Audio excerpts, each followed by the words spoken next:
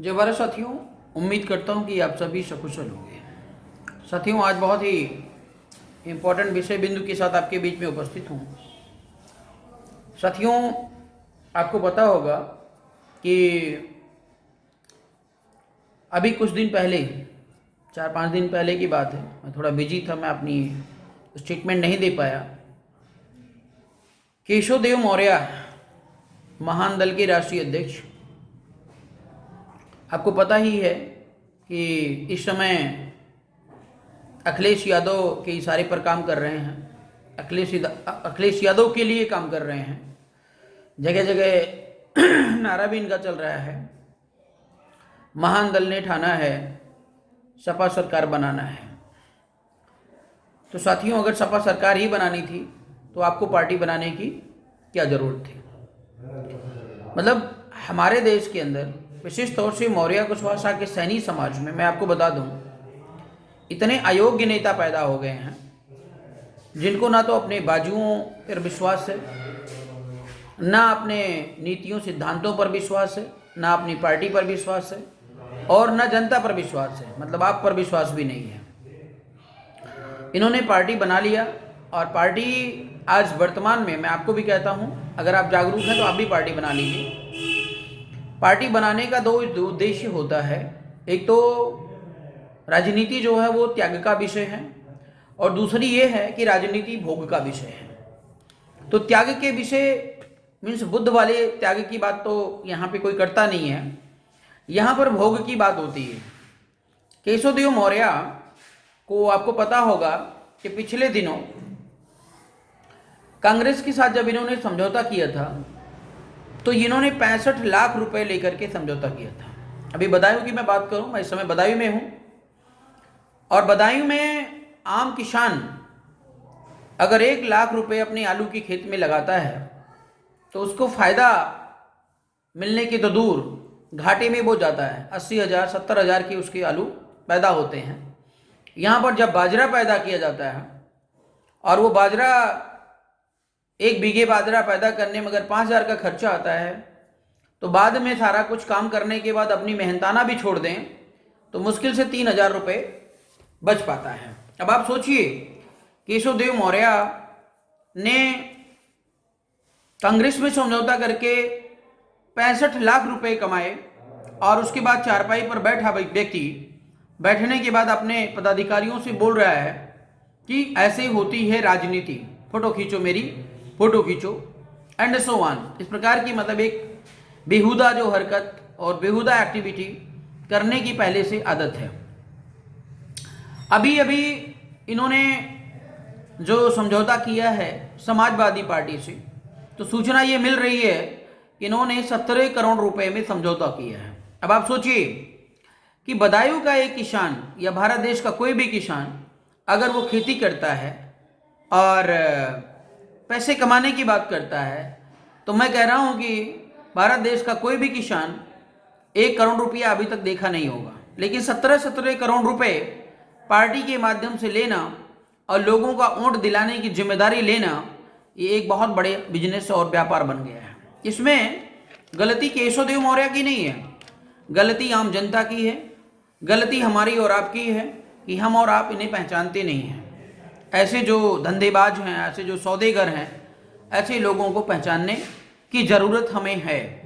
और अभी हाल में ही जब अखिलेश यादव ने केशव देव मौर्य से बोला कि जो है तुम अपनी भीड़ को दिखाओ, तो केशव देव बहुत चालाक चतुर बंदा भी है इस मामले में, पैसे बटोरने के मामले में। तो अगले ने कहा कि भाई अखिलेश जी हमें पैसे दीजिए तो जनता आएगी, बिना पैसे के तो जनता आती नहीं आजकल। अखिलेश यादव ने इन्हें पैसे दिए। पैसे देने के बाद बदायूं के लगभग हर गांव में, मैं आपको बता दूं कि इनके कार्यकर्ता बाहर से आकर के ये लिख करके दीवार पे पेंटिंग करके गए कि भैया जो है सपा सरकार बनानी है, महान दल ने ठानी है। खैर, उसके बाद 3-3 4-4 हज़ार रुपए की एक ट्राली बुक करके और ये उनको बताया गया है कि आप लोग जो है आंदोलन में आइएगा। तो जनता थोड़ी सी भोली भाली है, उसको ये नहीं समझ पाती कि उसके 1 वोट की कीमत क्या है और उसके बदायूं जाने से या किसी रैली में जाने से ये नेता लोग सियासत भरी राजनीति कितनी बड़ी खड़ी कर लेंगे। तो लोग जो है देखने के लिए, एक एक्साइटमेंट के लिए, एंटरटेनमेंट करने के लिए कि चलो काम करते करते खेत में जी उब गया है तो चलो देख आते हैं, उस उद्देश्य से वहाँ पर गए। तो लोगों का ही फीडबैक मैं आपको बता रहा हूँ कि वहाँ पे केशव देव मौर्य का ना तो अपना कोई पहचान था न जान था, वो सारे के सारे अखिलेश के प्लेटफॉर्म पर काम कर रहे हैं।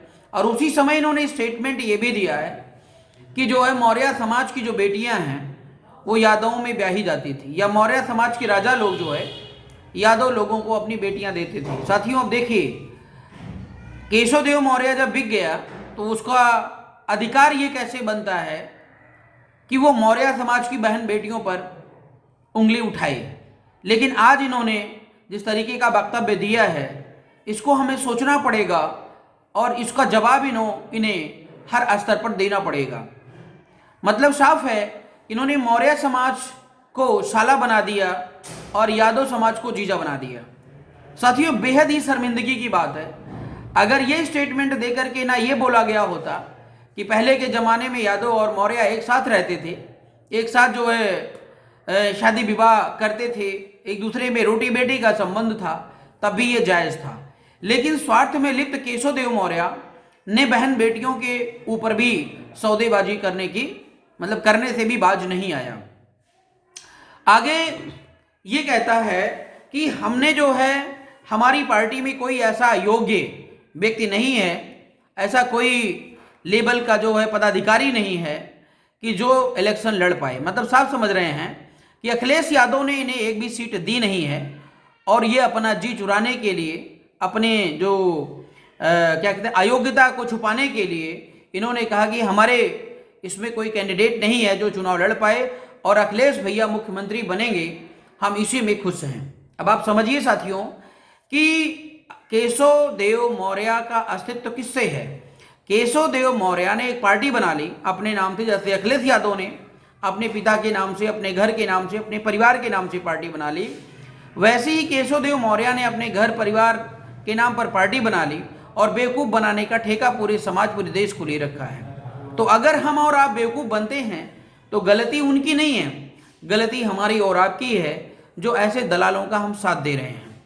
और एक स्टेटमेंट में इन्होंने ये भी कहा, अभी हाल में ही जब राजनीति करने आए तब अखिलेश यादव के साथ, एक तरफ तो अखिलेश यादव क्या बना रहे हैं, परशुराम की मूर्ति बना रहे हैं, और दूसरी तरफ ये बंदा ये कहता है कि अयोध्या बौद्ध स्थल है। बीजेपी में कोई भी नेता ये बोल के दिखाए कि अयोध्या राम की धरोहर है या राम की समथिंग है। मेरा केशव देव मौर्य जी से ये प्रश्न है, केशव देव मौर्य जी ये बताओ कि जब आरपी मौर्य अर्थात मैं और विनीत मौर्य दोनों लोग अयोध्या की लड़ाई लड़ रहे थे तब आप कहाँ मर गए थे? तब आपका ना कोई स्टेटमेंट आया, ना तो 1 रुपये का कोई सहयोग आया, ना तो कोई कार्यकर्ता आपके साथ, मतलब आपका कोई कार्यकर्ता इस बात के लिए जो है रिप्रेजेंट किया या कहा कि भैया अयोध्या बौद्ध स्थल है। तब आप राजनीति कर रहे थे, तब आप वोटों की राजनीति कर रहे थे, या तब आपको ये लग रहा था नहीं आरपी मौर्य या कोई भी समाज का व्यक्ति नेता बन जाएगा तो आपकी दलाली कहाँ चलेगी। साथियों इस प्रकार के तमाम ऐसी एक्टिविटीज हैं मौर्य समाज में। विशेष तौर से मैं आपको बता दूं कि अभी तक कोई ऐसा नेता नहीं पैदा हुआ जो आपके स्वाभिमान की लड़ाई लड़े। किसी भी नेता का आप नाम ले लीजिए, मैं सभी नेताओं का नाम नहीं लेना चाहता हूं, लेकिन मैं आपको बता दूं कि आपके बच्चों के सामने, आपकी आने वाली पीढ़ी के सामने ये दीवार बन करके खड़ी हुई है और उस दीवार को हम और हमारे बच्चे फांद नहीं पा रहे हैं। इसलिए हमारा राजनीतिक जो शोषण हो रहा है, उस राजनीतिक शोषण से हमें बाहर निकलना पड़ेगा। जिस समाज का नेता स्वाभिमानी, निडर और कुशल होता है, उसी समाज की अगर मैं बात करूं, जिस समाज का नेता स्वाभिमानी और निडर होता है उसी समाज को न्याय मिलता है। तो मेरा सभी देशवासियों, समाजवासियों और विशेष तौर से बिलसी वासियों से मेरा निवेदन है कि इस बार आपको स्वाभिमान भरी राजनीति करना है, अपने वोट और अधिकार के लिए लड़ना है। किसी भी पार्टी से अगर कैंडिडेट आता है तो मैं आपको बता दूं कि वह व्यक्ति उस पार्टी में दलाली के सिवा और कुछ नहीं कर रहा है। मान्यवर कांशीराम ने कहा था क्या कि पार्टी अपनी होनी चाहिए, कैंडिडेट कोई भी हो चलेगा, लेकिन हम लोग एक बहुत बड़ी गलती करते हैं कि हम कैंडिडेट अपना चुनते हैं और पार्टी कोई भी हो चलेगा। जब तक हम इस विचारधारा के अपोजिट में काम नहीं करेंगे तब तक हम सफल नहीं होंगे, हम अपना स्वाभिमान और अधिकार नहीं बचा पाएंगे। इसलिए विशेष तौर से मेरा निवेदन है कि अब हम तो रुक गए हैं, रुक जाने का मतलब हम अपना एक प्लेटफॉर्म लेकर के आए हैं, स्वतंत्र प्लेटफॉर्म लेकर के आए हैं और अब आप सभी के साथ और सहयोग की जरूरत है। निश्चित तौर पर हम लोग आने वाले दिनों में अशोका राज की स्थापना की जो पहली नींव है वो बिलसी क्षेत्र से रखेंगे और ये बिलसी वासियों के लिए ही बहुत बड़ी जिम्मेदारी है। बहुत बहुत धन्यवाद आपका। कौन है भैया? चूतिया चोंगड़।